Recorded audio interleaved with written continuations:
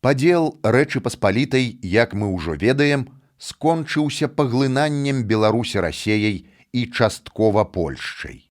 У гарадоў адабралі свабоды і магдыбургскае права. Гербы трапілі пад забарону.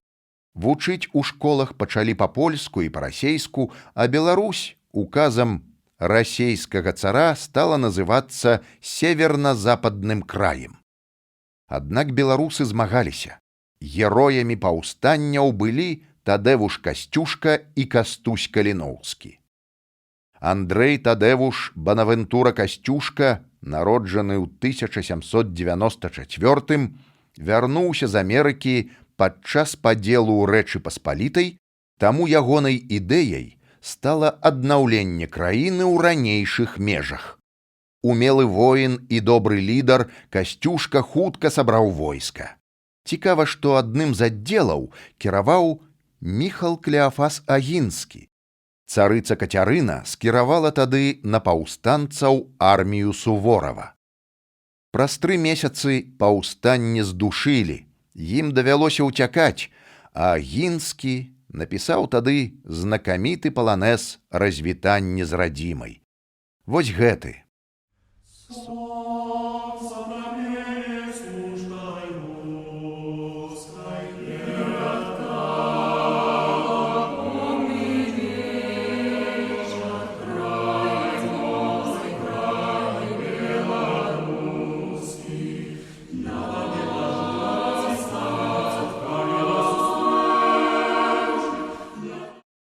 Сувораў узяў Варшаву, за што атрымаў тытул фельдмаршала.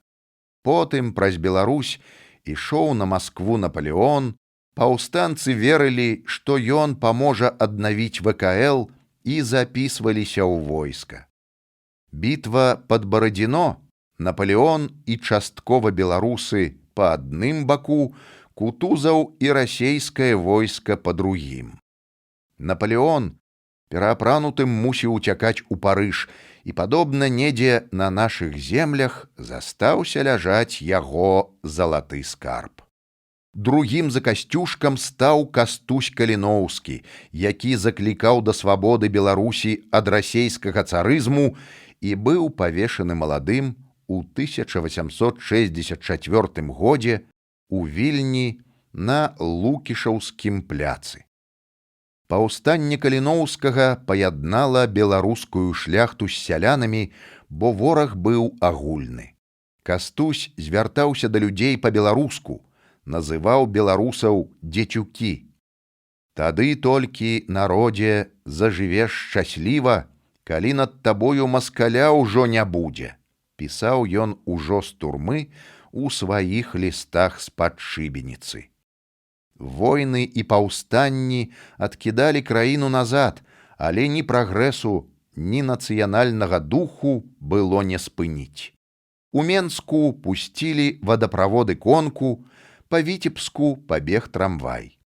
У Вільні з'явілася газета «Наша Ніва», дзе пачаў друкаваць свае вершы юны Максім Богданович. Ягоныя творы вы часта чуеце як песні і сёння, не заўжды ведаючы аўтара. А Францішак Багушевіч выдаў першую кнігу вершаў па-беларуску. Вакол нашай Нівы гуртавалася эліта адроджанай нацыі: Дунін Марцінкевіч, Якуб Колас, Сяргей Палуян, Змітрок Бядуля ды многа іншых. Цяпер ты разумееш, што, дзякуючы гэтым героям, якія жылі зусім нядаўна, мы цяпер маем сваю краіну. А Кастусь Каліноўскі — наш супергерой.